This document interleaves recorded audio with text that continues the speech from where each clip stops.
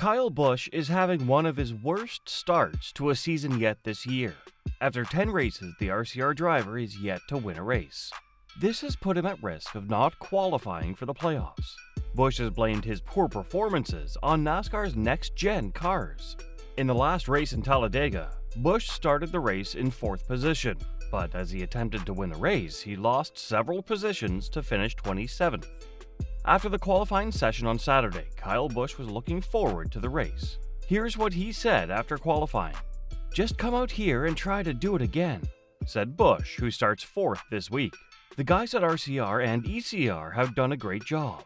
We build really good superspeedway cars, and it's fun when you get to come out to Daytona, Talladega, and Atlanta and know that you've got a shot to win.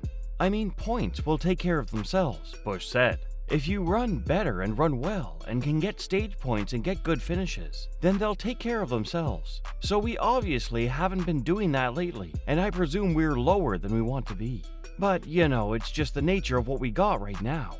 Starting 4th on the grid, Kyle felt that he had an actual shot at winning the race on Sunday. But the next day, the problems he had been facing all season would come back.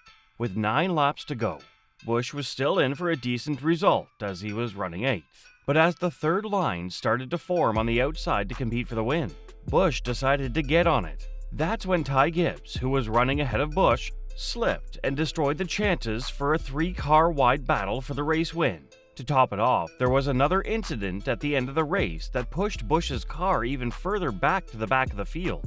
After finishing 27th, Busch took to social media to express his frustrations. Here's what he said: "Ride in line equals where you are. Try to race for win equals finish last. I hate these cars."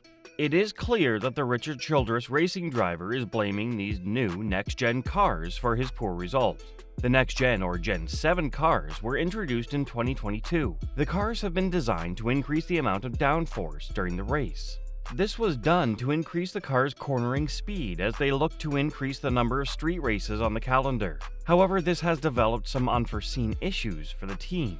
By increasing downforce, NASCAR has made the cars more aerodynamically sensitive. This makes it vulnerable to dirty air. In certain cases, the driver's racing style would also not suit the car. Busch thinks that this was why all the other cars lost control as they were attempting to win the race while changing lanes. But Busch in particular has been having more problems with the current regulations. Just as Kyle Busch hit that post button on his tweet, don't forget to hit the subscribe button to our channel. We post the latest news on everything NASCAR. A couple of weeks back in Martinsville, Busch explained the issue he was facing with the car to the media. "The problem starts at the front of the car, the splitter and the way the air is, and everything that we all do on setup stuff to make these things rely on the air as much as they do. That's a problem. I think they went about it, and that's a funny way to say it, backwards. We don't blow the tires off enough. I think that's what we're all kind of talking about. We need these things to be faster going into the corner, utilizing the brakes more, utilizing the tires more, having an opportunity to overdrive the cars more to burn the tires up, and see guys struggle more over a run. For me anyway. Maybe it's just because we don't have it quite figured out like others do, but I cannot follow anybody in front of me whatsoever. It doesn't matter if I'm in the bottom lane, the middle lane, or the top lane. If there's a car in front of me, I'm terrible, really bad. I will say the only positive to it is that you can slide the back of the car around a little bit more and not crash, but the front ends are just ungodly not working." When asked what he would suggest NASCAR do to fix the issue at hand, he said, "It doesn't matter because they're not going to do it, so it don't matter. I'm not going to paint myself in a bad spot to get in trouble." It seems clear that Busch has no hope that NASCAR will fix this problem. Although the RCR driver is not able to deliver results with these next-gen cars, there are other drivers in the sport who are able to find success this season with the same manufacturer as RCR, Chevrolet. Hendrick Motorsports, customers of Chevrolet, is perhaps the most successful team in NASCAR so far this season. Kyle Larson is the current points leader with 1 race win. William Byron, on the other hand, has won 3 races already. Both of these drivers are contenders for the Cup Series championship. Chevrolet is also the leading manufacturer in the Manufacturers' Championship.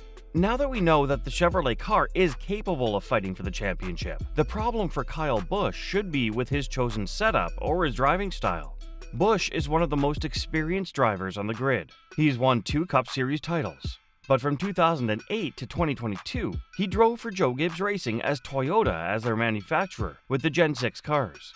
During this time, he has adjusted his driving style for that particular type of car. Now that NASCAR has changed the specs of the car, he will need to adjust his setup and driving style to suit the next-gen cars. But after Martinsville, there were other drivers who voiced their concerns over the next-gen car's short-circuit package. NASCAR have already acknowledged this issue and have committed themselves to fix the issue. A lot of drivers complained about the low tire wear in short circuits. Although this is good for the tires, it's not suitable for racing. In order to be able to overtake, cars should have some level of tire wear that would enable the drivers to take different strategies to try to get their car in front. But with no tire wear, overtaking is almost impossible. Even the Martinsville race winner complained about this issue to the media. "We've got to do something to make the tires fall off. I get it. Listen, here's the deal. Goodyear has built a tire that is too good. If you're looking to buy a tire on the street, that's the tire you want. You want the tire that is going to last forever. But that's not what we want as racers." NASCAR's Senior Vice President of Competition, Elton Sawyer, is aware of the issue. "We are not naive to this," Sawyer said on Sirius XM NASCAR Radio. "We as NASCAR want our short track packages to be better. We want that racing to be at the level that super speedways and our immediate racetracks are today. I promise you, we are working as hard as we can with Goodyear, and we need to work harder. That's the bottom line. We need to work harder to come to a place where, as I said a couple of weeks ago, we need to figure out how to bottle up what we learned at Bristol and also what we learned at the first 30 laps at Richmond last week on how that race unfolded. It's not a one-tire-fits-all type solution, so we have to continue to work," Sawyer said. "We're not resting on anything that we did yesterday. Today, we are going to be digging on this again and working on solutions and trying to get to a better place." If NASCAR is able to fix the problem, the car's performance in short circuit would improve. Hopefully, it will improve RCR's performance in the short circuits as well. However, Kyle Busch is having issues in superspeedways as well, such as Talladega last Sunday. To fix this issue, he will have to talk to his crew and come up with a solution. Whether the problem is with the setup, his own driving style, or both, they will have to figure it out.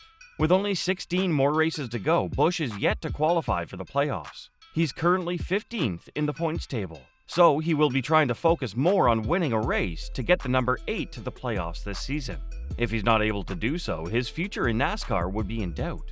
Busch is currently 38 years old. Although he does not want to retire, he might not be able to find a drive for the next season if his performance continues.